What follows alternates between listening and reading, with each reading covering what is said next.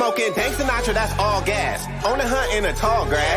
Intercepting every ball pass, then I run it back, that's a TD. Check the scoreboard, y'all last. We up one, you see me. Pussy niggas wanna talk about it, go to Hellcat, no demon. I be politicking on your broadcast at the red carpet like the famous homie.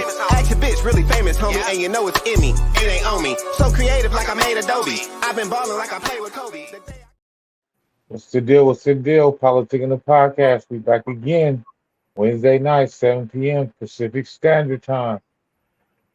Man, it's playoff time, man. So you already know we have to come back right before playoffs. We got to get to this playoff shit, man. So first thing we got to ask is which player's legacy has the most to gain by winning the championship this year? After that, we got which team should start from scratch if they lose in the first round this year. And on the West and the East, we got a few teams that if it don't work, man, you lose in the first round, go ahead and blow that thing up. Odell Beckham signs with the Baltimore Ravens for $15 million. So everybody said that he couldn't get a multi-million-dollar contract, but he signed for $15 million with Baltimore. China, Russia, Brazil, India, and a slew of other countries are all dumping the dollar bill and are beginning to trade in their own currencies. In the United States government, this July will be rolling out their own cash app. It is called the Fed Now program, and it will begin July 2023. Let's get to this first topic, bring in the homies, get straight to it. What's the deal? Cracking. Been 2 weeks since we've been off? Man, we can't be taking no hiatuses. No, but shit happened in this last. Last week. Last week was crazy. It's bananas, man. It's bananas. A lot of shit happened, like you said, within the last 2 weeks. Yes, sir. But we got the NBA playoffs starting off, man. So let's get to this first topic. So, which player's legacy has the most to gain by winning the championship this year? Westbrook, Harden, CP3, or LeBron James? Who you got? Man, that's a good lineup. I think each player can gain something. Obviously, with Westbrook, CP, and Harden have in common, none of them have championships. So, Harden has had a couple scoring titles and MVP. A couple, a crazy year where he averaged 36 points a game and like 8, 9 assists, 10 or something like that. Westbrook obviously has the MVP, a couple 3 straight triple-double seasons. CP, they call him the point god. You know what I'm saying? He's done a lot of amazing things in his career. He just has not won a championship. LeBron James. LeBron James has won championships, 4 championships to be exact. And a lot of people, a lot of fools, a lot of damn fools are calling him the GOAT already. But in my personal opinion, I think with all that said, I think, in my opinion, LeBron James has the most to gain off of winning the championship this year for the simple fact that all the naysayers against LeBron, including myself, have constantly said that he has had an easy road to the finals. And that's been pretty much every year he's been in the East. He's never faced any tough teams. He's never faced any great teams. And his teams have always had the more talent on them. The Heatles, the Miami Big Three, they've always been more talented than every team they face in the playoffs. The Cavs with Kyrie and Love, they were more talented than any other team. No other team had more than one star. Anyone that says I'm lying can go look it up. They never played teams with multiple stars during those eras. This year, he's in the 7th seed. This year, LeBron, if he can lead the Lakers to a chip, having to play 4 straight road series, he don't have home court advantage this whole playoffs. He has to win in Memphis. He has to win in Golden State. He has to win either in Phoenix or LA with the Clippers or the Suns. And that's going to be difficult. Then if he gets the chip, there's Giannis, there's Boston, and there's Philly. All great teams. So I think if LeBron, and if he could pull this off, being 1A, 1B with AD, I think for me, I will give LeBron his flowers if he pull off a chip this year, and I will move him into my you know what I'm saying, into my top 5. I don't know where, but I will move him right in there, and I will be like, this is the one, because I think with this championship will be hit by far his most difficult championship with the circumstances of having to play 4 road series. So I think all of them can gain something from it, but I think LeBron, for me, has the most to gain, because VP, he get a championship. Is that going to make him the greatest? No. Westbrook? No. Is Harden going to be better than Kobe or Jordan with 1 championship? Fuck no. So I think James with 5 championships and this one being a hard one, 5 finals MVPs, is going to be pretty hard to keep him out that top 3, top 4 for everybody, even people that don't like him. So I think LeBron James. Just to catch y'all up real fast, the question is, which player has the most to gain by winning the championship this year? Westbrook, Harden, CP3, or LeBron? All right, go ahead, Emma. Yeah, famous homie, you know I love you, man, but it's definitely CP3 here. First and foremost, CP3. We what do we look at when we consider people the greatest of all time, or even a top 5 or a top 10? We look at the accolades, right? Jordan would not be considered the greatest of all time if he just had MVPs and he had no 6 championships, right? At least with James Harden and Westbrook, leaving LeBron out of this. LeBron he's solidified as far as not necessarily to go. I still think that's Jordan and then Kareem, but his as far as where he's at, as far as the all-time greats, that's solidified with LeBron. So let's leave him out of it. If we're looking at CP3, James Harden and Westbrook at least have MVPs, right? They've, of course, been to the final, which CP3 just got to one, okay? But what, other than a couple of first teams here or there, what other accolades does CP3 have, right? This could absolutely add more to his legacy, because everybody puts him at the top 5 right now point guards of all time, which I do not, primarily because I've looked at his accolades, and other than, again, a couple of first teams here or there, a couple of leading the NBA in assists or steals, what other accolades has he done? Again, comparing him to James Harden or Westbrook, again, 2 guys who have both won MVPs, who have led their teams in scoring, who, again, when Westbrook, after he lost Durant, went bananas. After James Harden went to Houston, he went bananas. Chris Paul, he's had great teams throughout his entire career. I'm not saying, you could say championship caliber teams. You could say, with the Clippers, there was health issues and this and that. But at the same time, again, he's had those teams. So we can't ignore that, right? I just think for his legacy, it would do so much more to get. I thought he would, he might have a chance to get it when they played the Bucks, but ultimately he didn't.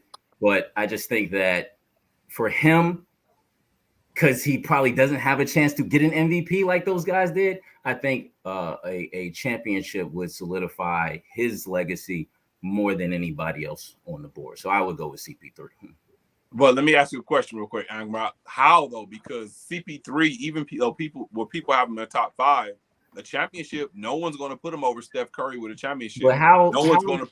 No, but I'm saying, where would he go after getting a championship? He's not going to go any higher off the championship. He's already viewed, not by you, but by most, as a top 5 of all time. Magic. Well, LeBron will go higher for you because you can't stand LeBron. So let's be clear. To be fair, LeBron for me is a top 5 player. You just said he wasn't. You just said if he wins this one, he will be your top 5. I'm saying he will enter. I said if he does that, I don't think he's with Jordan, Kobe, and Kareem. I just don't think. But if I have him ahead of Kobe. But again, we're always going to disagree with that, right? It's cool. It's cool. I'm just saying CP3. No, the point I'm trying to make is, and this is for a lot of people too. Okay, LeBron fans think he's the GOAT or whatever. But for people that don't think LeBron is the GOAT, our knock on him is he has played weak competition throughout his career to get to the finals. This championship is different because that wasn't his decision to play against weak competition. Did Bill Russell play against? No. See, you're not listening to my point. The point I'm trying to make is the people that are naysayers against LeBron, like a Skip Bayless, Skip Bayless can't say nothing. Like if he wins this championship, like he has to be in everyone's top 3. He has to be in everyone's top 3, or unless you're just a complete hater. If he wins this championship, I think he could shut everyone up. Like CP3. That's it. Okay. That's a fair point. That's, you know what I'm saying? That's what I was trying to make. That's a fair point. That's a fair point. Yeah. Nobody. You're right. If he gets this one, if he gets 5, nobody can say anything. But that still doesn't take away that his legacy is already he's still a Hall of Famer. He's still going down as one of the greatest of all time. He's got 4. He's been to 10, 11. Like he's went to 8, 9 in a where everybody else go. But he went to 8, 9 in a row. Like, that means something. CP3 hasn't done that. Harden hasn't done that. And Westbrook hasn't done that. So I'm just saying in this argument, you're absolutely right. Yeah, nobody can say anything if he wins this 5th one. But for this argument, who has more to gain as far as their legacy? It has to be CP3. I just don't see how far he can go. I don't see how much more he can go up with one championship. I just don't see. Where's it gonna take him? So what's good, Mayor? What's good, y'all? What's y'all takes on this, man? You want to go first, y'all? Is it on me? I'll go. I'll let you. Right. I'll let you finish it. The question is, who has the most to gain, right? All right. I actually agree with Ronnie on this one. I mean, because who has the most to gain is LeBron James, because this championship means something. I'm going to put it like this. CP3, he is considered one of the point gods, right? So if he gets a championship, that will be good for him, like, right? Yeah. James Harden, who cares if James Harden gets a championship? Who cares if Westbrook gets a championship, right? Right. I mean, if they get a championship, it means absolutely nothing. And I'm disappointed in you, Caleb, because with this question, you said who has the most to gain to win a championship, right? Besides, if you take LeBron James out of the equation, the person that everybody really wants to see win a championship ain't even on this list. Derrick Rose. People want to see Derrick Rose win a championship before Westbrook. People want to see Derrick Rose win a championship before James Harden. So why are they on this list? Derrick Rose plays for the Knicks, and we know they ain't going to win, so maybe that's why you put them on there. But you said who has the most to gain to win a championship? James Harden and Westbrook don't have the most to gain. Derrick Rose's career would still be better than theirs if he wins the championship. And I mean, at least my boy is the youngest MVP.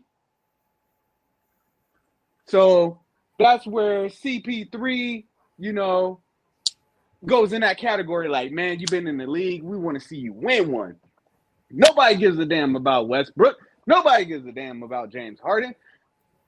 LeBron James, you win it. You win this argument because you have the most to gain, because if you win another one, then people can't count your bubble championship against you anymore. So I guess you actually have to play against competition, because when you won your bubble championship, a lot of teams were injured. So, and it was like during the whole, world was in chaos, which we still are. But, you still got it. You still got it. Just like Ronnie said, you won it with Miami. Who you have? You had D. Wade, Hall of Famer, Chris Bosh, All-Star, Kyrie Irving, All-Star, Kevin Love, All-Star. I mean, how many All-Stars you got? Okay, now you got Anthony Davis, was an All-Star. I don't know what happened to your boy, Mayor, but he ain't playing like that. He don't got the team like he once had. I mean, he won it with Rondo, Hall of Famer. If people don't put Rondo in the Hall of Fame, you tripping. So, I mean, damn, you had McGee. At least he was in the dunk contest. LeBron always got somebody. Now he got to put it on his back and do something at the age, let's keep in mind, he's like 20-something years in the game. And if you going against the league competition, you knocking off CP3 and Kevin Durant. It just real quick, it just amazes me how LeBron can go to 10 championships or 11 championships, win 4 when guys have not been to any, and we can discredit all of his championships. God. That is absolutely amazing. This drives me crazy. How LeBron fans, It's not discounting him. This drives me Like Kobe didn't have All Shaq's right, first 3. Like he drives didn't me have so crazy. Oh, Go by ahead. the way, LeBron didn't beat anybody. He didn't beat. He didn't beat your Chicago Bulls with Derrick Rose, Joakim Noah, Carlos. Whoa! And who was on his team? And who was on his? Whoa! We're talking about why do we discredit LeBron's championship so much? CP3, Westbrook, and don't have any, and we're discrediting LeBron for having 4. Keep it real though. Absolutely crazy, man. All right, come on, man. Keep it real and say that. Come on, man. What you got, man? So let's discredit Kobe's 3 with Shaq. I mean, like, come on, we're not going to do that, right?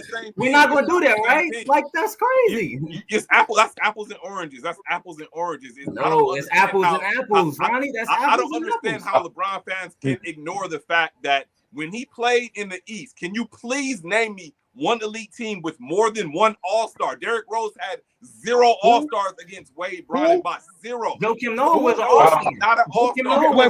I'm going to let you go. I'm going to let you go, Mayor. I'm going to let you go, Mayor. I'm going to let you go. But y'all talking about my boy D Rose. So let me y'all see the hat. Y'all see the hat. So let's I'm going to let my boy Mayor go in a little bit, but I heard my boy Amrock bring my Bulls in this.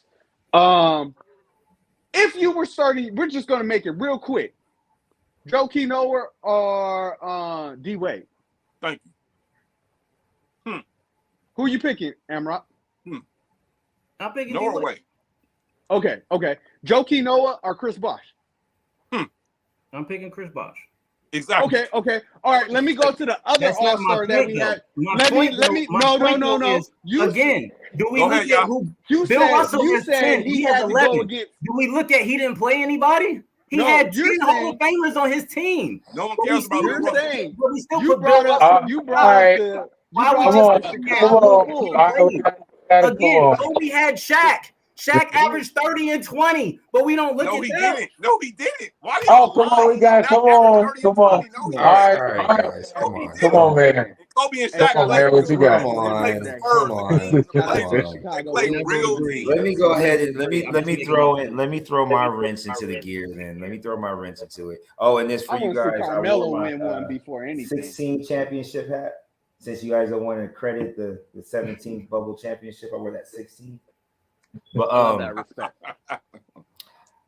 I want to start off with going with giving respect to James Harden, who already made it to a finals when he was with the Thunder. Russell Westbrook, who made it to the finals with the Thunder. But at the same time, I love his triple doubles. I love what he's been able to do and recreate his lane in the NBA, because everybody, gave up on him when you looked at the fact that he wasn't able to efficiently attack the basket or knock down that mid-range as well as he did when he had Kevin Durant on the side. But as much as you guys have seen over the last, I don't know, how long has Westbrook been with the Clippers and doing better than 25 games. Okay, so 5 games, and you see he's helping the Clipper Nation feel confident about the playoff run. He's made every superstar that was been on his team better.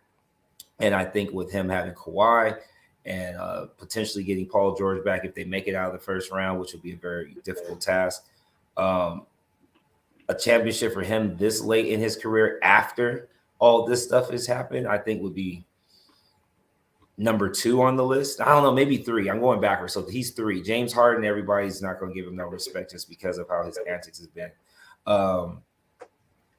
I'm on the fence about Chris Paul and LeBron James. I mean, as you guys have already just ranted, that's why I don't have to go too deep into LeBron's resume. But as a Laker fan, this championship means a lot because this would be the respect for me, at least, that he could potentially get. Where if somebody said, "Oh, we're going to retire his jersey," or "We're going to do this," we're going to do the minutes ago. Okay, I guess I can allow it to happen. I love Paul Gasol, and he got his jersey retired after 2 championships, so I guess we can give LeBron the same respect, right?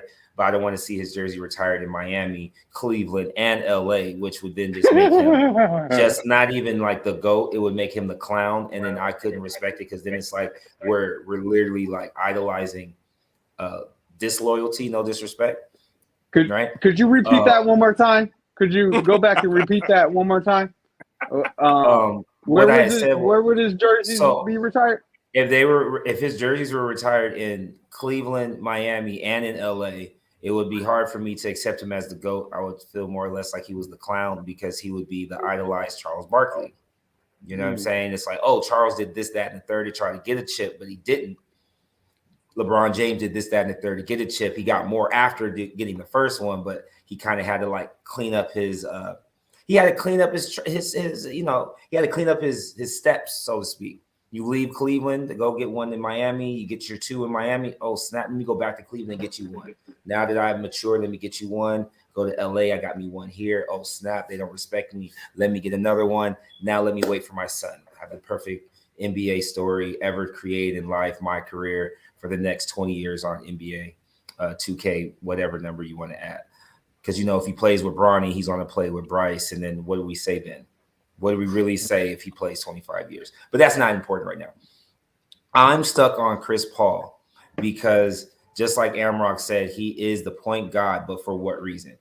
You know what I mean? Like, no disrespect, Caleb. I had this conversation earlier this week about how the best years the Clippers had were like 2014 to 2017, I think, while Chris Paul was there or whatnot.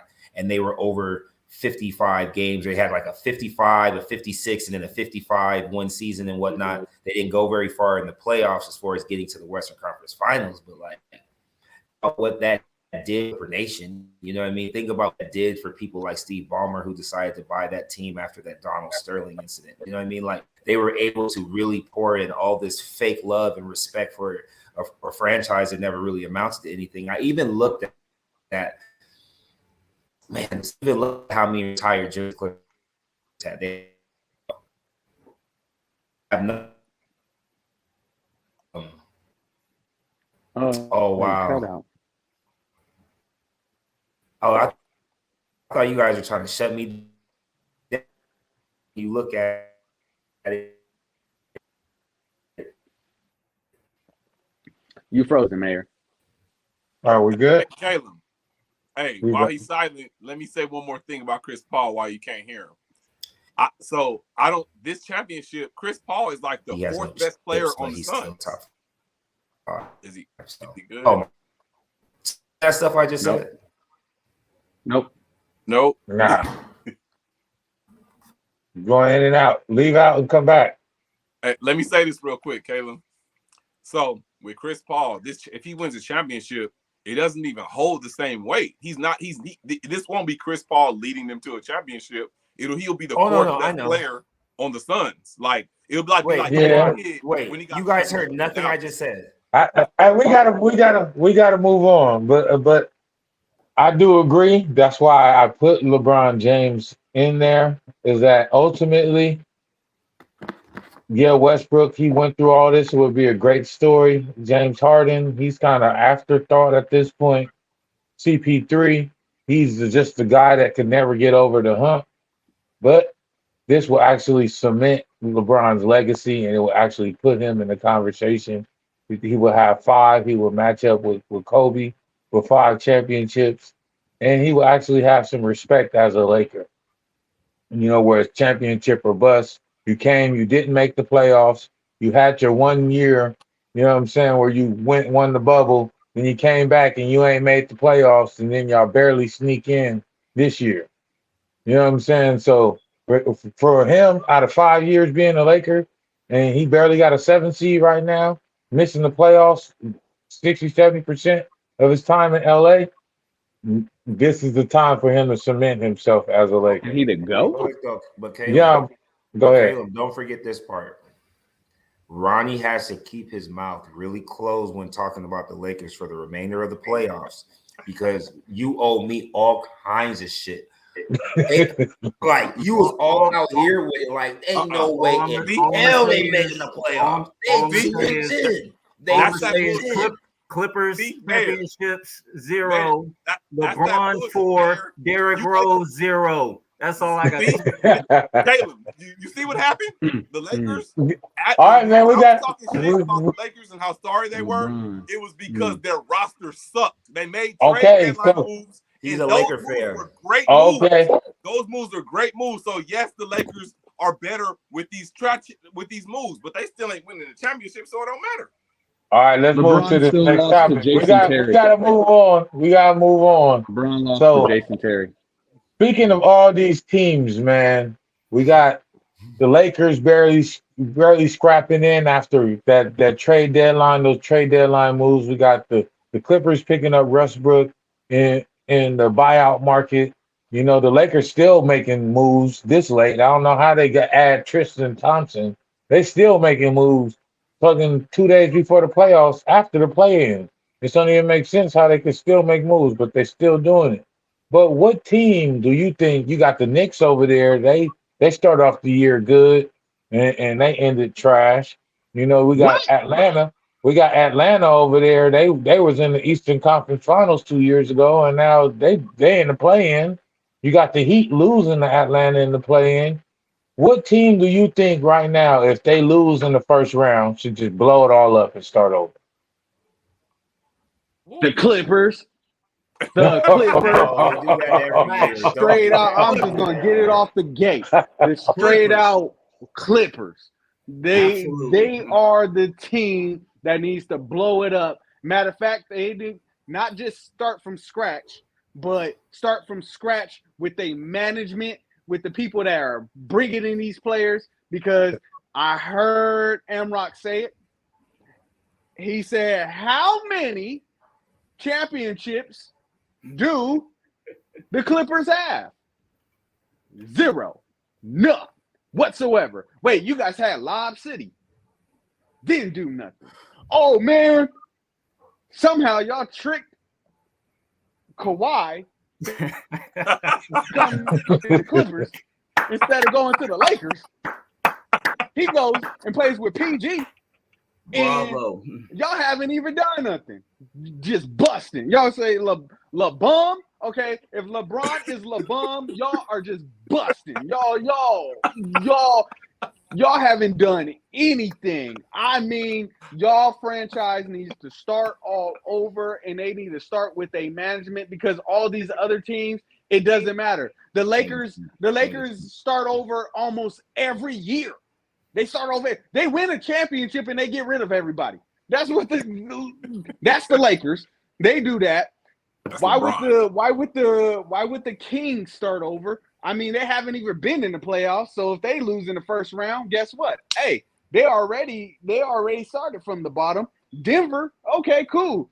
What, you just gonna get rid of Jamal Murray? All right, cool. Everybody else, no, it's y'all Clippers. Y'all even had D Miles and still didn't do nothing. Y'all need to start all over. Matter of fact, y'all should start starting over right now, because y'all ain't doing shit for the rest of this year. Y'all ain't going nowhere. So y'all need to start over right now. Y'all need to start thinking about it right now. Well, Paul George is injured. I don't even know if he's going to come back. It's okay, cool. We starting over all over again, all over again, because we're going to build our franchise around Westbrook, Right. Kawhi. Clippers, start all over. Shout out to my Chicago Bulls for coming back from 19, you know what I'm saying, being Toronto. But we ain't that good anyway, so why are we going to start over? I'm just saying. Okay, I got to go with that one. I'll second that Clipper Nation bid. Oh, so this is what we doing now? No. Yes, it's not a Clipper bashing time. No, it's not a Clipper bashing time. I'm trying to pull Clipper roasting party. Ronnie, the famous homie, old plus, the old segue into the new segue of the two topics or whatnot. So Westbrook being a Hall of Fame point guard, has done such an amazing job with the last 5 games with the team that it's obvious they need to change up the current roster because they're easily influenced by somebody who's a dog, and they must not have enough dogs around them. Outside of that, I would say on the East, you'd have to say Miami. Jimmy Butler's been over there doing this thing, right? They made it to the finals in the bubble, right? And that was their ceiling as well. And things have slowly kind of deteriorated. Tyler Hero has showed his improvement where he's going to want the real bag, and he wants more minutes and he wants more shot opportunities. No disrespect, I don't even remember what happened to Duncan Robinson. I thought he was a really good shooter and that he was kind of like opening up the court to make Bam and Jimmy, be able to work. They don't have Dwayne Dedmon anymore, so it looks like they're lacking down low, no homo. So I don't know what to say. Like, they kind of need to look at maybe constructing a new team that way. Spoelstra still has good leadership qualities, but maybe people don't want to hear what he has to say anymore. You know what I mean? I don't know. Yeah. But I would say Miami definitely out the East if they don't do anything. And I know they aren't actually officially in the playoffs. That's where I just threw that out there. I know they have to win against Chicago just to get into the 8th seed, which I don't believe is going to happen. So that's going to be even a bigger reason why. Outside of that, Chicago has Lonzo Ball on payroll, and he hasn't played in almost he played less than 2 years. Damn. So it's like Lonzo.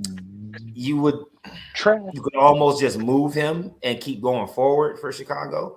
But yeah, Caleb, no disrespect, your Clippers are looking really, really, really consistent, and I would love to see something more exciting coming out of Clipper Nation than a new arena for us to go and then great regular season.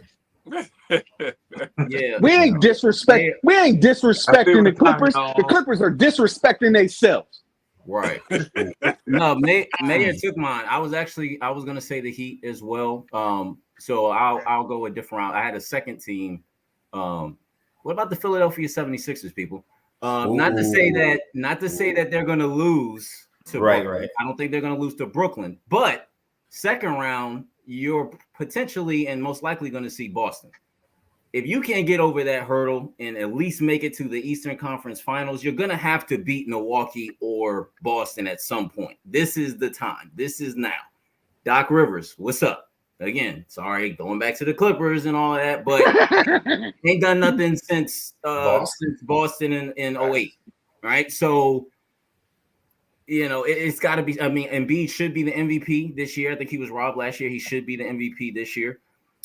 James Harden, what's up? Again, he's been MIA, and we still looking for him in the playoffs as well. So this is a big year for the Philadelphia 76ers. I'm not saying that they're going to beat Boston. They're going to beat Milwaukee. They have the talent to have the team, the defense, everything that it takes in the playoffs to make it to the championship. But they need to at least beat one of those teams and make it to the Eastern Conference Finals. And then this situation is likely looking like Boston. You have to beat Boston. You have to get at least to the Eastern Conference Finals if you're Philadelphia 76ers. So are you saying, Amrock, that the Philadelphia 76ers cannot win because the Clipper curse of Doc Rivers went to Philadelphia and that's why they're losing now? I did. No, he's saying that Doc Rivers hasn't been able to coach himself out of a couple playoff wins since Boston. Just saying. I mean, he's had talented teams with the Clippers. Again, I understand injuries played a part, but injuries play a part in almost everything. But you've had the talent with the Clippers. You have the talent now. I mean, again, you guys are there. They are 54-28. That's only 3 games behind Boston and 4 behind the Bucks. You're not off that by much, right? You have the capabilities of potentially beating these teams. Can you do it? This is the time. This is now, right now. They need to at least beat Boston and make it to the Eastern Conference Finals. Well, the reality of it is I disagree with the Philadelphia thing. Philadelphia, first of all, they're not going to beat Boston or the Milwaukee. Secondly, why would they? So the question was, which team should blow it up? Why would Philadelphia blow up their team when they have arguably the best player in the league? You don't need to blow it up. You just need to make some roster changes. Right, but they haven't done anything though. But hold on. Embiid is finally healthy. You know, he's had some injuries. You know, he's had some major roster overhauls with Ben Simmons going through his bullshit, and then James Harden.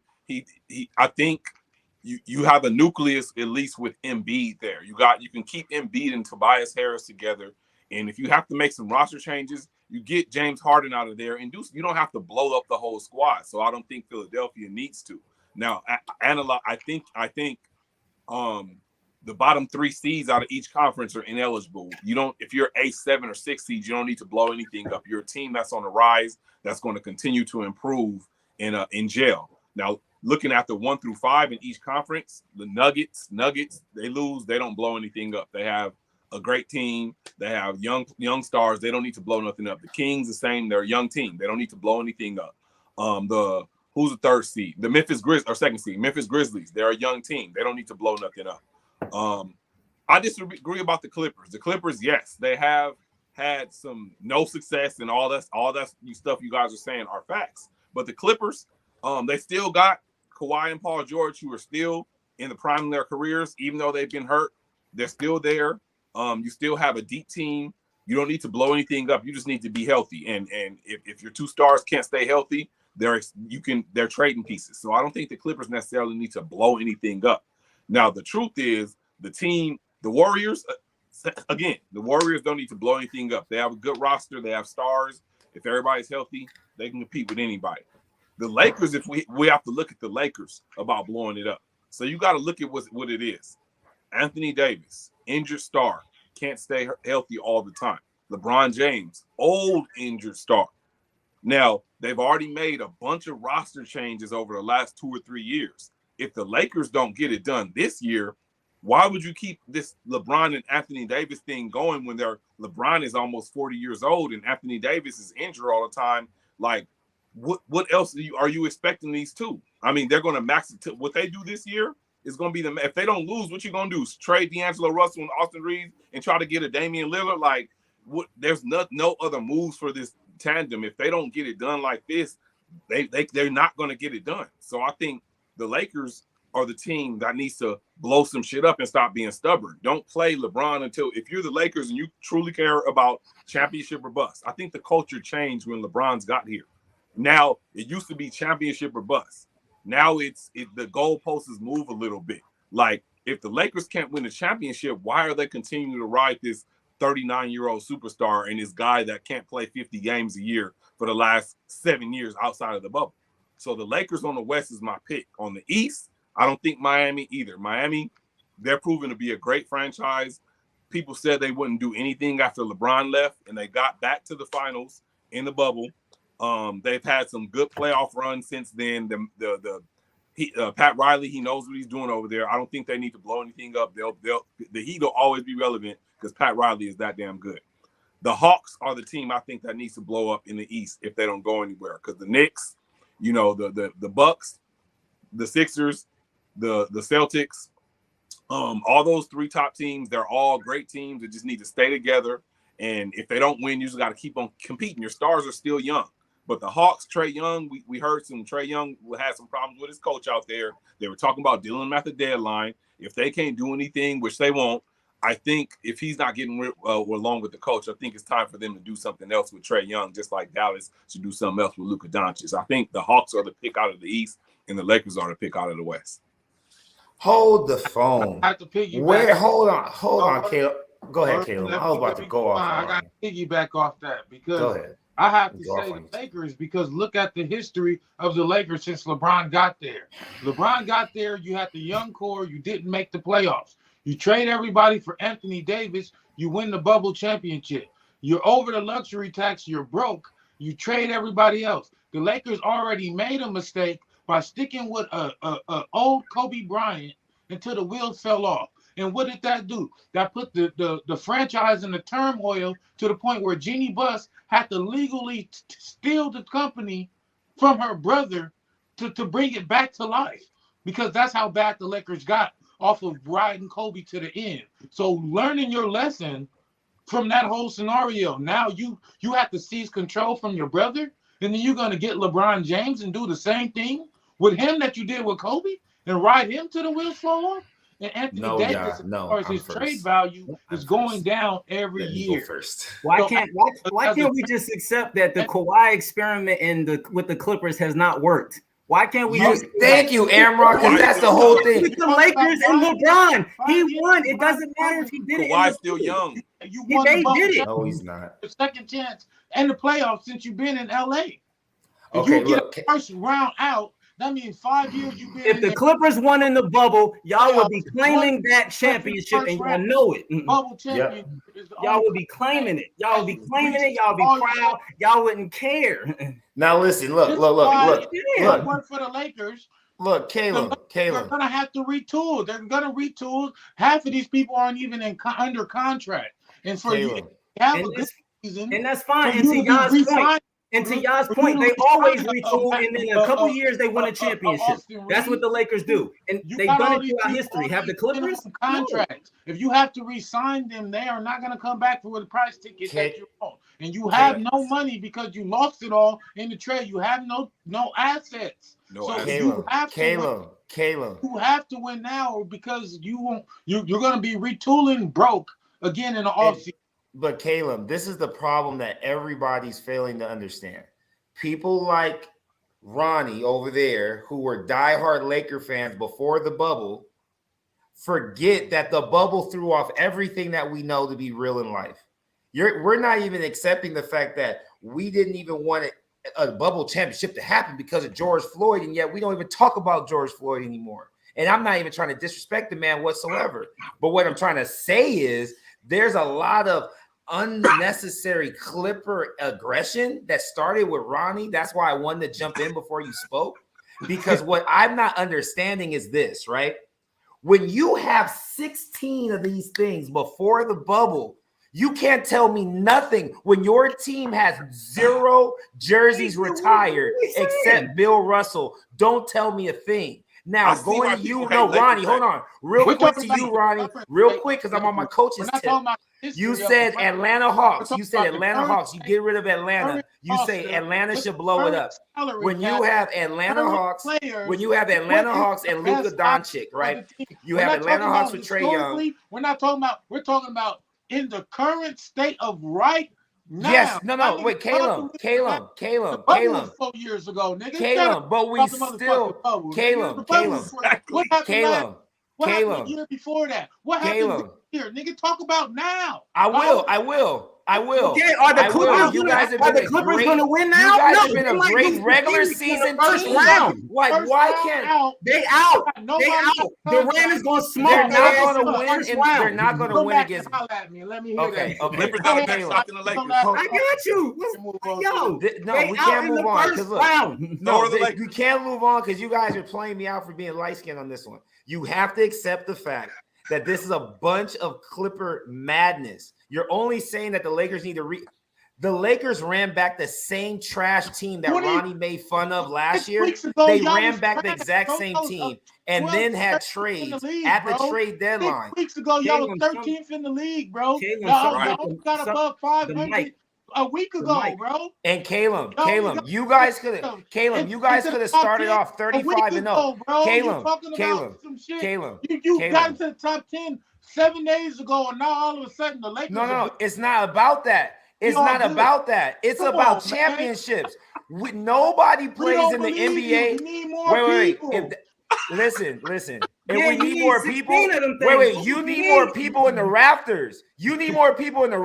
Why isn't there one Hall of Fame Clipper player?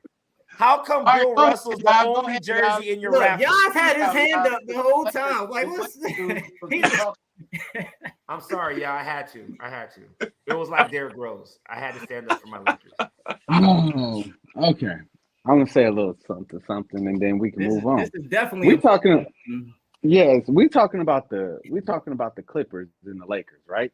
Both, ladies and gentlemen that is watching this, don't y'all see that both of the fan bases are pretty much the same? I just got that out the way. Okay. Except 16. So, I'm sorry. 17 championships. Now, you are saying that the Lakers should blow it up, right? If the Lakers just get rid of, so your definition of blowing up is getting rid of Anthony Davis or LeBron James, because other than that, they have already blew up their team. They blew up their team in the middle of the season because they no longer have Westbrook. Y'all took Westbrook. And in the beginning of this year, Westbrook on this podcast, we were saying, well, I always say the Lakers suck, but y'all were saying Westbrook will do nothing for the Lakers. It doesn't matter. Then y'all get Westbrook, and now Westbrook is God. No, like, oh man, you do that. Okay, he's still trash. All right, so, man, we got what? No, don't tell me. Oh, now he's still trash. We only 2 So we 45 minutes. If he helped y'all win a championship, he ain't trash though, right? Trash. He won't though. We talking about the Lakers blowing it up. We talking about the Lakers blowing it up. I just want to get this in my head, y'all. I just need you to explain this. You saying that, and I hate the Lakers. You saying that the Lakers need to blow it up, and within the last 5 years. What I'm saying that if the Lakers choose to run with Anthony Davis and a LeBron James for per se another 2 years, and you don't get a championship, then you got an AD that's no longer in his prime, and you have no trade assets to 2057, and you already above the salary cap, still paying people like Luol Deng contracts and shit. Luol Deng's contract is over. No. No. Let me finish, Mayor. Let me finish, Mayor. 6 championships with Chicago. I have 17. Let me finish. Let me finish. He told me he explained it. Okay. You got he explained it, and you got an Anthony Davis past his prime with no draft pick, really no capital. How are you going to reach this team? The Lakers are going to be sorry out of the playoffs for another 5 to 7 years, just like they were when Kobe left. So are you going to do this to yourself in the hopes of winning another championship with LeBron? I wouldn't do that. Okay. To answer that question, and you guys got to remember, I'm the #1 Laker hater in the world, but I know about this team. Lakers never do anything in the draft, so they're not even worried about the draft. They do everything in free agency. And then, second of all, you're saying all that, if the Lakers don't win a championship, they need to blow it up because of all the things that you said. Okay, I get that. Why don't you keep that same energy for the Clippers? Because y'all, at least the Lakers in the last 5 years got one of them things. Y'all don't got one. And you ain't saying to your team need to blow it up? Man, let's move on. We got to move on. You got to get one jersey retired, Caleb. You got to get one Hall of Famer. Alvin said, just one Hall of Famer. On from that. Blake Griffin. All right, man. So we got to get. He's not a Hall of Famer. He left. Man. And this is why you got to bet on yourself, man. This is a black man winning when he bets on himself. Odell Beckham signed a $15 million deal with the Baltimore Ravens. They told him that he was no longer a #1 receiver, that he would have to be a 3rd, 4th option on the team. They said that he would no longer get a multi-million-dollar contract, that he had to go out there and pay for 3, 4, 5 million. And here he is on a team with Baltimore where he's going to be the #1 option, looking at the receiving room, and he got a $15 million contract. And if he proves well, that sets him up to get a big multi-million-dollar deal coming from that. So what are y'all thoughts of Odell Beckham, betting on himself, holding out, and getting that multi-million-dollar deal, 1-year contract with the Baltimore Ravens? Hey, I love it. I think it's a great thing. My only question is, he got paid and he got his bag, but have the Ravens gave the quarterback his bag yet? Just saying. This, I think, had to be the biggest. This had to be the move, though, y'all. This was the move behind the scenes that's going to guarantee Lamar Jackson stays. Because if Lamar Jackson was franchise tagged and he wanted his money, they didn't give it to him last season, and he already knows what type of moves they're on. He probably talked to Odell Beckham Let's go 1 year. Let's run it up with the Ravens and see what happens. Let's both boost our our interest and our value. Because I mean, think about that culture though. Think about what Baltimore is going to be like to have old BJ. You know what I mean? Like, I mean, the return of Odell. Like, you don't even know what type of trickery they could use with him and Lamar Jackson. Throw in like a little double reverse, let Lamar take off, Odell throw it to him. He gets his first receiving touchdown of his career. As far as for Lamar Jackson, have everybody going up. I don't know. I don't mean to cut you off, bro. I'm just saying, like, that's whoa. No, that's all I was saying. I think it's a good move. Get your bag.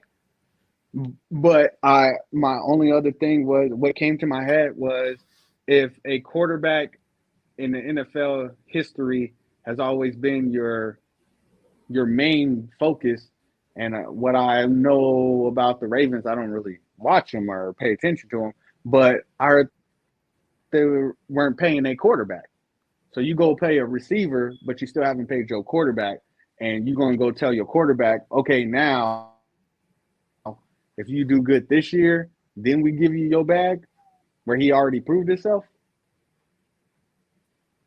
That's all I was thinking.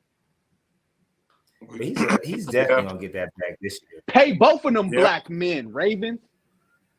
To add to that, I mean, granted, Lamar Jackson's bag would be much bigger, so that would be, you know, something like a, you know, $40-50 million a year bag opposed to a $15 million. But I feel what Yah is saying on that. I think that it's exciting to see. I think they did this assuming they would keep Lamar somehow, and we could see Lamar Jackson, who is a hell of a quarterback, you know, not only scrambling, but people don't realize that guy has a cannon for an arm. He can throw the ball very, very far down the field. He can throw the ball very hard. And you know, we haven't seen him with an elite talent like Odell Beckham. And I always say this, you know, people hate when I got to go to the race thing, but when the quarterback position is definitely a race thing. You know, the black quarterback has been looked at as this or that scrambler or can't get it done, and, you know, not as good as, you know, none of the black quarterbacks are ever talked about when mentioning the all-time greats. And unfairly so, you got some of the guys that had the potential, like the Donovan McNabbs of the world, who had an elite receiver for one season in Terrell Owens, and he was hurt. You know, Randall Cunningham, when he got older, he had, you know, Moss and Chris Carter and Jake Reed. You know, Michael Vick didn't really have elite talent with him. You know, Patrick Mahomes, when he got his Tyreek Hill, what did he do? He won a Super Bowl. So it'll be good to see what Lamar can actually do with an elite receiver like Odell Beckham. I don't think Odell is done. He's young. He got hurt, but he is young. You know, medicine is advanced. I think he has some left in the tank, and, you know, I'm excited for him as a black man for holding himself down and waiting and getting his bag. He deserves it because he's a great talent. And I'm super excited to see. I'm not a Raven fan, but to see Lamar as a great quarterback with a talent like Odell on that offense, to see what they could do, I'm super excited to see that. I think props to Odell, and, you know what I'm saying, for holding it down and getting his bag. But I'm super hyped to see what that's gonna do. Yeah, this has the potential to be a great duo. You know, we all know what Lamar Jackson and Odell Beckham Jr. can do. I just pray that those brothers stay healthy, man. That's honestly what it's going to come down to, is their health. You know, it is what it is. Those guys can't stay healthy. You know, but I love to see a black man get their money, a black person, period. But certainly black men get their money. So much respect to that. And I think the Ravens are looking around the league and seeing what the formula has been. I mean, even with my team, the Eagles, look what they had. They went out and got Jalen Hurts some receivers. Receivers matter. Josh Allen, they went out and got Stephon Diggs away from Minnesota, right? Minnesota realized they need to put Tua with somebody. What did they do? They went and got Tyreek Hill, pulled him away from Kansas City. So, you know, having receivers, even when the Rams just won, they had Cooper Kupp and Odell, right? Like, receivers matter. They complement the quarterback. You need to have as, you know, elite receivers as you can get, right? And we all know, like I said, what Odell Beckham can do when he's healthy. I just pray those brothers stay healthy, but I'm not all the way guaranteed that this will keep Lamar in Baltimore. I hope it does. But he demanded a trade, obviously for negotiation purposes. Right. That's what you do. Kevin Durant, we just saw him do that, demand a trade and, during the summer and then blah, blah, blah. Right. So this is how negotiations work. And he's pretty much representing himself. His family's representing him. So I guess they're looking around and seeing what other quarterbacks are possibly doing or how their negotiation tactics have worked. And this is obviously one of them. But with that, there's no disconnect with the players, like all the players rally around Lamar. It's more so the front office. Again, can they trust Lamar to stay healthy? Again, like Ronnie brought up, look, he's a elite black quarterback. He's won an MVP in the NFL, which, yes, it's basically a quarterback award at this point, but not every quarterback gets it. And he's one of the few that has one, right? So his value is up there, period.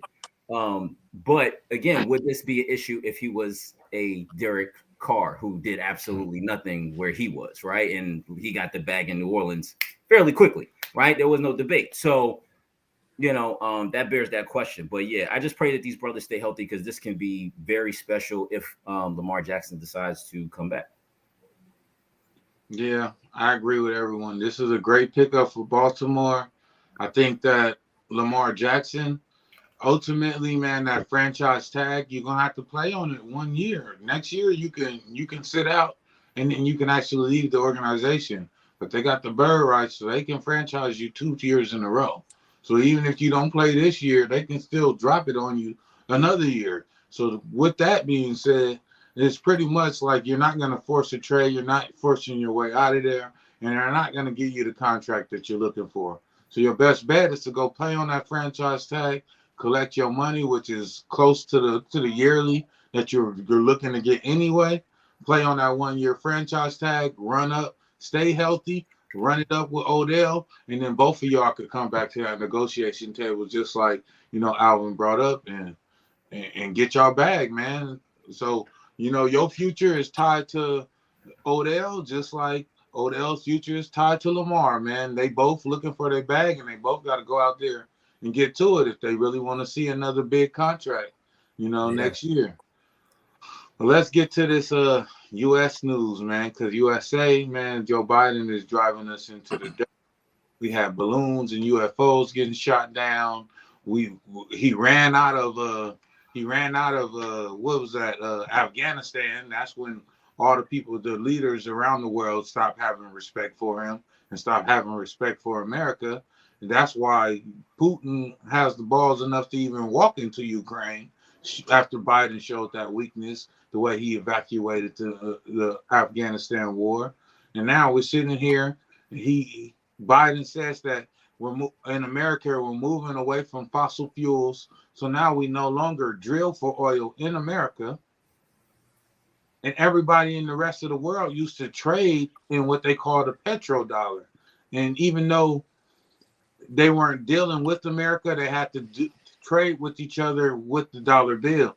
And now China, Russia, Brazil, India, the ASEAN nations, which is like Cambodia and like Malaysia, Kenya, Saudi Arabia, the Emirates, all these countries are now all dropping the dollar as the petrodollar and starting to trade under their own currency. So what are y'all thoughts on the world not only turning their backs and starting to gang up against America, but also choosing to drop the dollar as a petrodollar and trading in their own currency? Is the dollar bill, the future of the dollar bill, in danger? What are y'all thoughts on what America can do to combat this? I think it's been coming. A lot of countries do not like America. Let's just put it out there, and rightfully so. And so, the dollar, what value does it have in China, right? What value does it really have in Europe? This has been coming. Countries have, I would imagine, have been, behind the scenes, as we see, and been teaming up, making deals, making partnerships. to pretty much get America out of their nations, because for whatever reason, we love to be in every single country all over the world, right? Which that has to change, and other countries are seeing that. And, you know, America is behind. I mean, you know, as far as the economy and how things are ran, it's not just with Biden. It's been with every I know Biden's the president now, but this has been, you know, the thing with these presidents throughout our history, man. You know, it's just about the rich getting richer and the poor getting poorer. And when you add all that up, yeah, what value does the dollar have? What value does the $5 bill have? I mean, we already pretty much don't see any more pennies and hardly any more nickels. I mean, you know, it's, you know, that money only has value here at this point. That's what pretty much all the other countries is telling us, and they're also telling us they're tired of America's bullshit. You know, it's you know, get out of our country, stay out of the way. Y'all stay over here. Why does it always America has to intervene? America has to help this country. America has to do this. I think countries are tired of it. And I think it's been coming, and we're at that point where shit's getting real. It's almost like our fake. I don't want to say it's fake, but the image of cultural diversity that has always been portrayed that the United States is, you know, it's a melting pot of all these different nations and all these different people from all these different walks of life, all on this land that, you know, was discovered and all these different things that, you know, the more we hear about the history coming out, you know, especially coming from this platform at PolitiKan, you know what I mean? You could tell that more countries don't want to be a part of our BS. Like, oh, you guys are still pushing a narrative that's proven to be wrong. We don't want to tolerate it anymore. Oh, you're trying to take advantage of things that we don't find sacred or respectful in our culture, in our cities, in our countries. So we're not going to deal with it anymore. And then just off of the wars and whatnot, we've had more.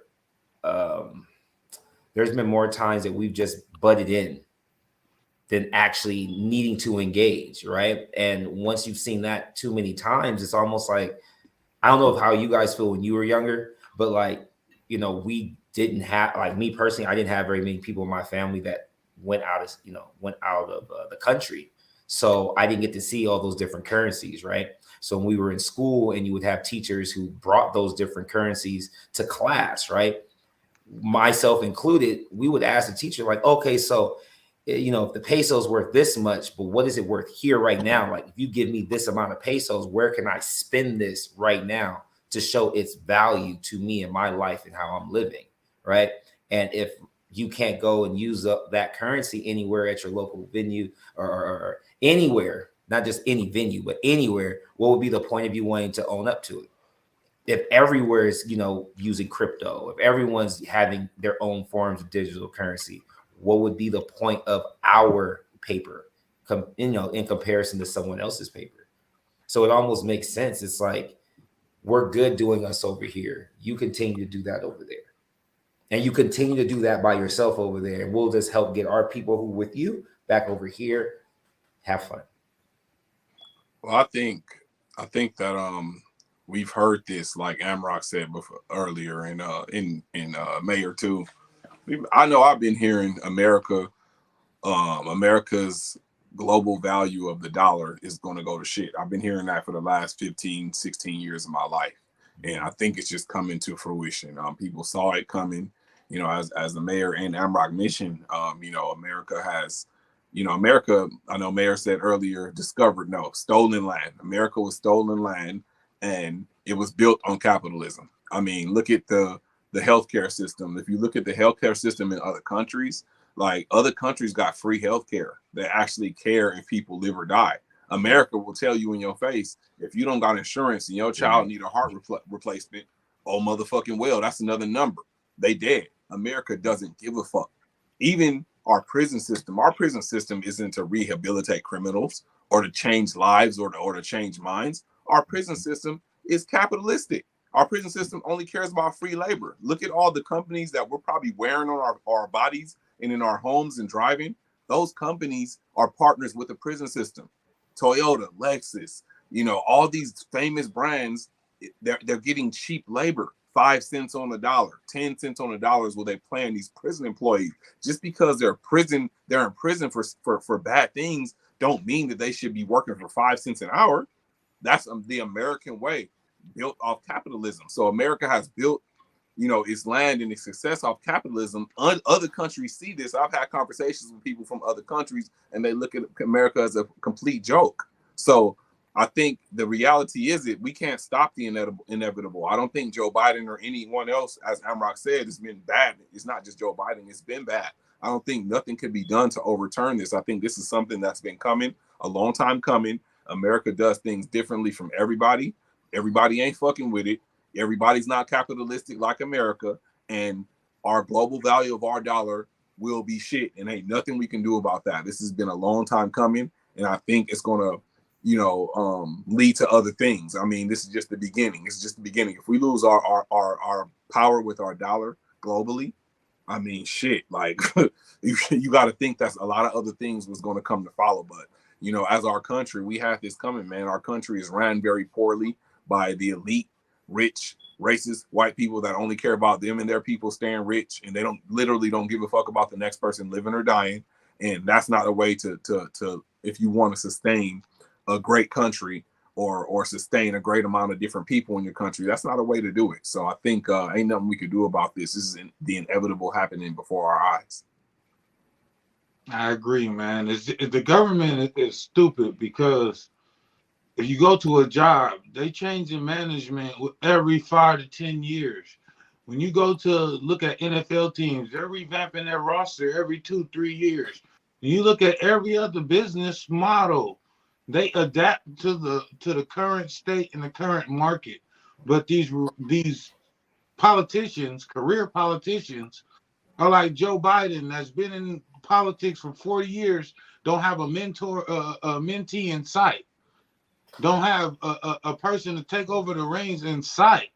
They don't even bring up people or you know what I'm saying? And this is why people like Trump can jump into politics out of nowhere and gain segue. This is why people like Kanye can make noise in politics, because these politicians been in there for so long that every time somebody throws a new name in the hat, it's easy to make noise because we've been hearing the same 15 names for 50 years.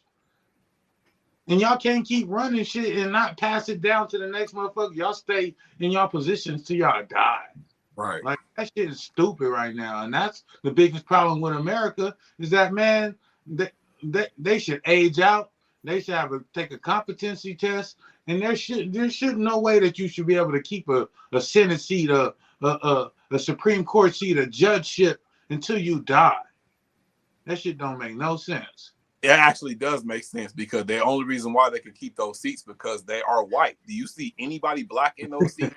They're old ass white people by design. It's by design. This ain't no crap shoot or no crap roll. This is how they design the system to have old ass white people in those seats so they can keep shit the way it is. You know what I'm saying? Like that's how it is. That they've done it. People don't like to hear it, but it's true. They want old ass racist ass white people in those seats so that the system can stay intact. So that's why we gotta watch out.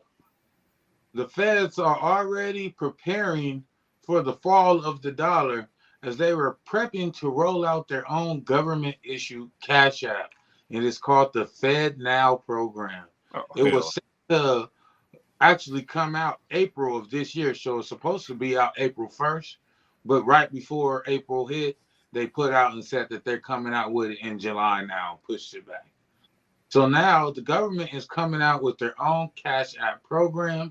And essentially, this system is set to basically get rid of the paper dollar, and within the next 10 to 20 years, be the overall point of sale in America here. So just how Cash App, how you send somebody and the funds are available immediately, but Cash App charges you $1, $2, $5. I don't know what the percent is of what you send. Well, now the feds are basically doing that same thing, but they're saying, hey, there's no fees though, because it's regulated. There's no fees to sending people money. But what they're going to do is they're going to basically essentially move away from paper currency into digital currency. And this digital currency is going to be ran by the Fed Now program. And everything is going to be ran through the Fed program. What are y'all thoughts on this Cash App Fed Now program? And it would come after the owner of Cash App just mysteriously got killed in San Francisco while walking down the street at 3 a.m. Let's add to that. Okay. What are y'all thoughts on this whole? It wasn't like he mysteriously got killed. The man was stabbed to death. So that's not just some accidental random shit. That's the whole personal. thing about stabbing, though, they usually be like, he was stabbed 5 times in the neck. That's he what was I'm saying. That's a hit. Or so. They That's didn't a even hit. give a number. They said he was just stabbed to death. They hit him with $150 and just poked him as much as possible. That's a hit. If y'all watch Power, that's how Ghost used to get him real quick. That's a classic like, hit. That's a hit, man. I'm telling you. Classic hit. That's what I was alluding to.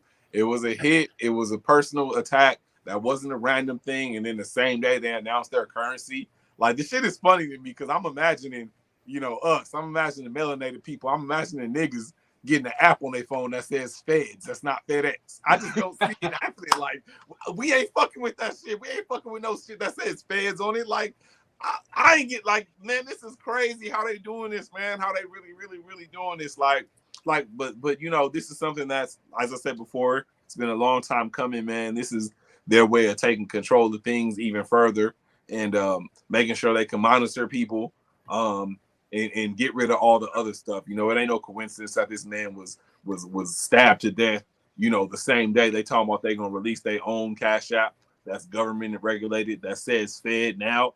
I cannot picture anything on my phone that says Fed like that. Like, I just can't see it. And I ain't even all the way burnt out like that. I'm just thinking about the most burntest motherfuckers. Like, I can't see them having something that says Fed Now on their shit. I don't like this shit. Like, maybe it is time for us to go back to motherfucking Africa. I don't know, man. This shit getting crazy, man. Well, I mean, think about it, though. If the Cash App is gone and Cash App had a fee, it would only make sense that they make this app and they make the service free and they wait they're waiting till July, which means you're in the middle of summer, right? Everybody's going to say the same thing you're saying right now, Ronnie. The hell with that. I ain't going to do it, right? 4th of July is going to hit. I guarantee 2 or 3 more catastrophic things happen before July 1st. And then there's going to be an incentive that's going to throw all of us off. Somewhere between $500 to $1,000. I guarantee, because if, like, off of the screen alone is showing that the money can be transferred from the app to said bank and from said bank into your account, right? Or at least for you to have access to it, right? I don't know if you guys remember, but Cash App, you couldn't go to Walmart and use your Cash App unless you got a Cash App card, right? Unless you went on the web, unless you went on the website, ordered a card, you were able to use it like a Visa or a MasterCard or whatnot, right? Well, any of the things that we want to consume isn't going to be that important to anybody. You know what I mean? Like, you're not about to buy a car. You're not about to buy something that's going to make you more money. So say you got $1,000. How many people are going to really take $1,000 and make $10,000 out of it? They're going to spend $1,000 and put it right back into whose pocket?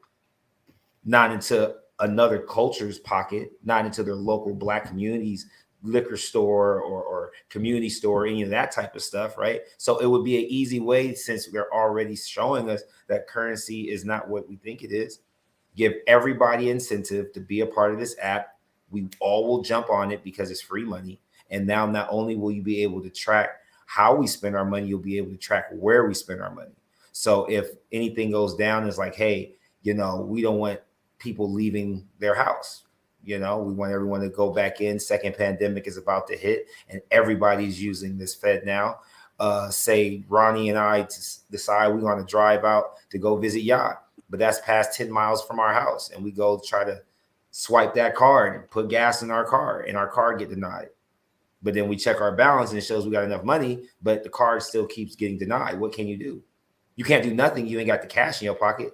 You either going to turn around, call AAA to get a ride back, or you just drive back home. But there will be more ways to control how far you go with your money if all of it's tied into one government control. That too, they're also talking about the money having an expiration date. So you can't save. No, the money will expire. What the fuck? So wait, you said that, and I didn't even know what I was talking about. Mayor things. I'm on point. So we got to buy everything of substantial relevance. Like we got to buy our own crickets so we can make our own clothes. We got to buy new sewing machines so we can make our own hoodies. We can't buy nothing from nobody. Hey, listen, we are messed up. Going off of what the mayor is saying, going back to the last question a little bit, is who is the country that America owes? China. We owe China, right? China ain't nothing to play with, right? We owe China trillions of dollars. And China is getting with other people and telling us that our dollar doesn't mean anything. That doesn't sink in your mind. Like China, instead of saying, if Mayor owed me money, I'd be like, Mayor, give me my money. I don't care how you give it to me. I want Cash App. I want Venmo. I want my money. China is saying, I don't even want your little measly dollar. I'm going to get with these other people. Y'all still owe me money. That's why they got these balloons and we shooting them down, because China ain't playing with us no more. Hey, we in trouble. Yeah, the shit is about control, right? Going back to Ronnie's point, control and power, plain and simple. Fed now sounds like sounds a lot like Fed loan servicing. Okay, student loan debt, all of that. Yeah, that sounds very familiar to me. And going back to the last question, people have to understand the significance of our currency not being basically welcome in any other countries anymore. That means when you go to travel as well, you cannot turn in U.S. money and then get pesos or get euros or get yens or get whatever. So that is going to limit as well our traveling around the world.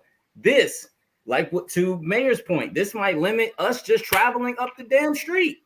What does that say? Control, power. We want you to stay right where you are. Oh, and when did they try that? What year was that? 2020 with COVID. Oh, they wanted us to what? Stay still. This is all part of control. This is year after year. They're giving us signs. They're giving us hints as to where this shit is going. Plain and simple. And we need to wake up and, to Mayor's point, not accept that shit. Understand the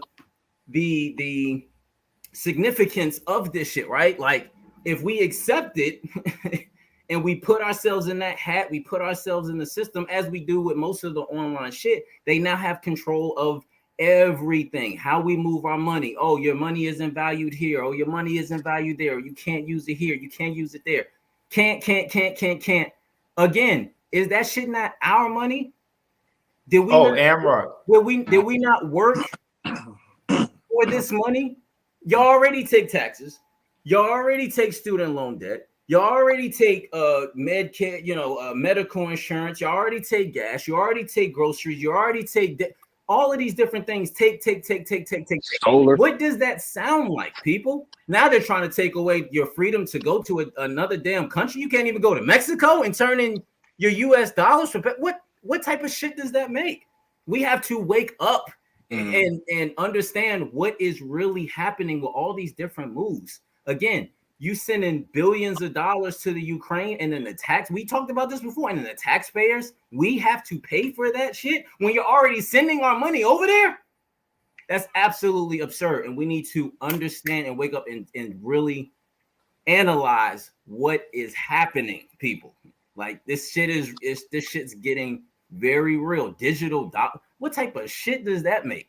Well, don't forget it's going to be an app too, and every app we have on our phone asks you, can they track you? You know what I mean? I was even thinking about that also. And then when you said what happened in 2020, what about the fact that since 2020 you can't get a passport? You can't just go and buy a passport to go out of this country. The first year and a half, you had to be 100% vaccinated to even travel. You know what I mean? Some of those restrictions have just started to let off. So now you can't travel unless you're fully vaccinated, right? And then you'll have to have this Fed now app more than likely, and they're going to have to be able to then get that approved with the world, with United Nations, basically, to say, will this now be something that you accept of ours? Because if the 5 of us want to go to Africa to visit ACON, how do we get through customs? Mhm. How do we even, you know what I'm saying? Don't forget, going back to the episode that Caleb had a couple weeks ago, like how you just mentioned about apps tracking us. What is that law that Biden's trying to reverse? That they're able to look at you anytime they want to? The counter surveillance. So part of the. So they're not going to need. They're going. Your app is without not going to no longer ask you anymore to, hey, can I track you?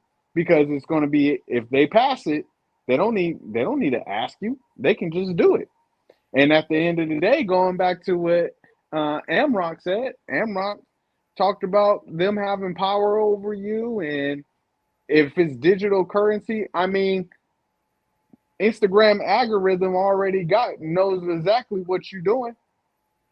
You see, now it's funny because I watch, when I watch TV and movies, they kind of like I pay attention to everything called chaos theory. And what the government does, what was part of MK Ultra, is they feed you these images in your mind so that when it happens to you in real lives, you react the exact way that they drilled you in this, drilled that imagery into your mind. So right now, when we get off this podcast, I'm gonna watch Snowfall with my wife. Snowfall is about a drug dealer that had his money digitally stole by the CIA, and now he's trying to track down the CIA to get his $73 million that was digitally transferred out of his account. So, you know what I'm saying? They have these TV shows and this shit that shows you exactly the narrative. If your money is all digital, who's to say that somebody can't just clear your account or freeze your account at any moment? And that shit right there it don't sit well with me, and it don't sit well, period. Like, they're trying to regulate crypto, and it's crazy because another show, if you're watching the new Power, they're selling drugs on Wall Street. The way that they're selling drugs on Wall Street through a coffee app, but the coffee app you can't buy with money. You have to buy their coin, their Bitcoin, and then use that coin to purchase the coffee that comes with the drugs in the cup. They're putting these imageries and this shit in your mind right now so that you can do that, thinking that that's going to work. But the government is already 5 steps ahead of you, and they already trying to feed you these imageries so you can act and react exact the way that they think you're going to do. This shit is all a game, man. Facts. All a game. A sick game at that. A sick ass motherfucking game. Yes, sir. But let's get some shout outs before we get up out of here, man. We got to wrap this up. Man, shout out to everybody, man. I think this was a great show. You know, this is shout out to Dank for the topics. These are some bomb ass topics for this show. I think we got a lot of great, you know, insight, different perspective, but at the same time, a lot of truth. You know, a lot of these important topics, even with the sportsmen, great topics. But so I just want to give a shout out to everybody on this motherfucking panel tonight. Everybody doing their thing, everybody watching us, everybody in the world. Make sure y'all hit that like and subscribe button to PolitiKan Broadcasting, the channel, the YouTube channel. Make sure you guys go check out the blog, thepolitikanforum.com. Follow each and every one of us. Follow me at the Famous Homie, and just keep watching as we continue to do our thing.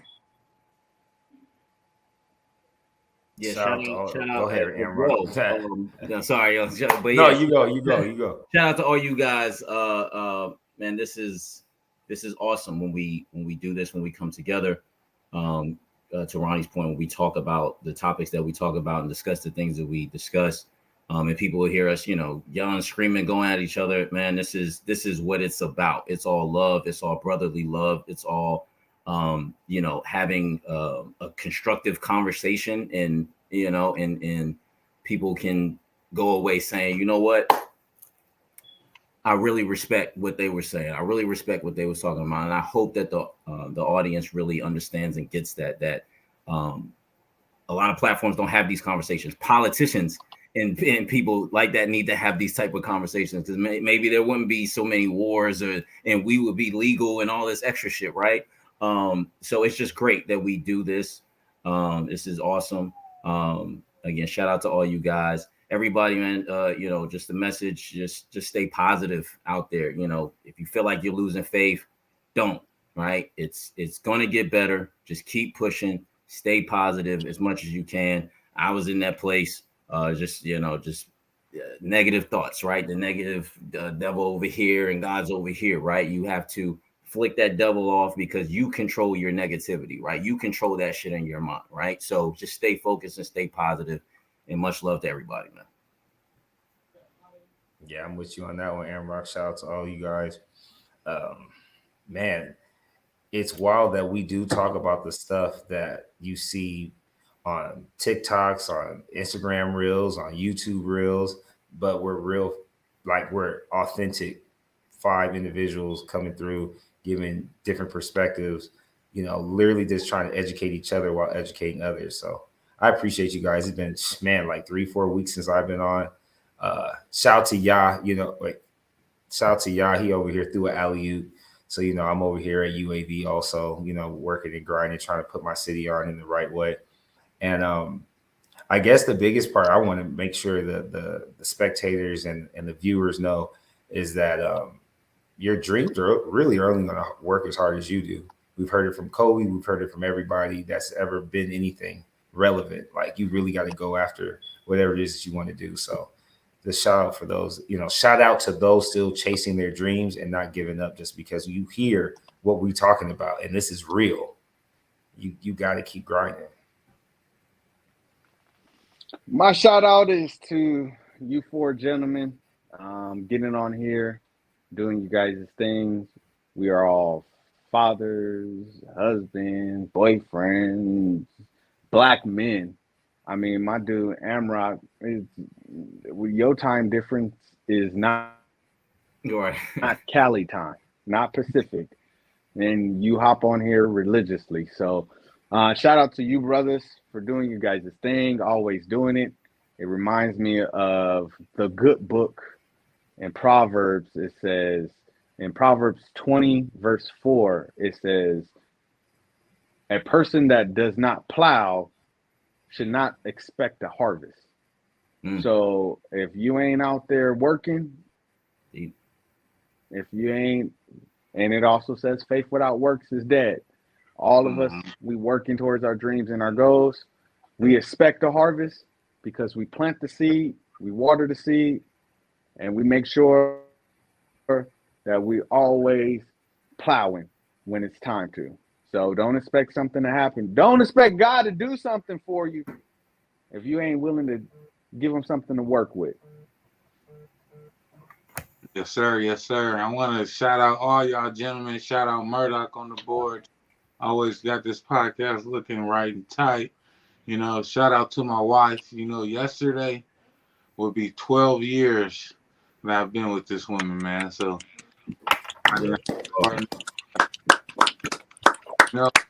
it's crazy because, faith without works is dead. And that's what I keep telling myself.